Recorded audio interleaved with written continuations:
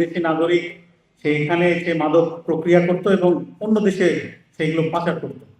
আমরা আমাদের মাদকদ্রব্য নিয়ন্ত্রণ অধিদপ্তর, আমাদের যে গোয়েন্দা টিম, আমরা গোয়েন্দা তথ্যের ভিত্তিতে দীর্ঘদিন ধরে তাদেরকে ফলো করে আমরা এই চক্রকে আমরা ধরতে পেরেছি এবং নিয়মিত মামলা দায়ের করেছি। আমরা আমাদের বিষয়টি তদন্তাধীন।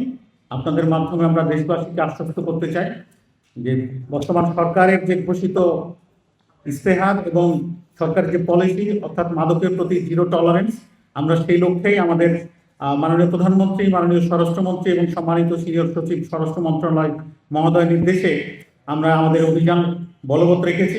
এটা আমরা কিটামিন উদ্ধার করেছি 6 কেজি 300 গ্রাম এবং আসামি গ্রেপ্তার করেছি 3 জন। মামলা দায়ের করা হয়েছে এবং নিয়মিত মামলা হিসেবে এটা এখন তদন্তাধীন। রাজধানীর ডেমরা এবং নারায়ণগঞ্জের রূপগঞ্জের ছনপাড়া এলাকা, সে কুখ্যাত ছনপাড়া এলাকা যেটা মাদকের জন্য বিখ্যাত, দেন সেখানে আমরা হানা দিয়ে 400 গ্রাম হেরোইন এবং প্রায় আমাদের 20,000 ইয়াবা আমরা উদ্ধার করেছি।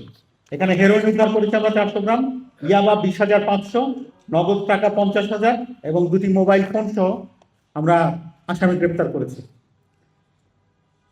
এবং এখানেও একটা আবাসিক ভবনে তারা যেভাবে লুকিয়ে ব্যবসা করতো, সেটি বাইরে থেকে বোঝা যাবে না যে সেটি আসলে ইয়াবার ব্যবসা কেন্দ্র ছিল।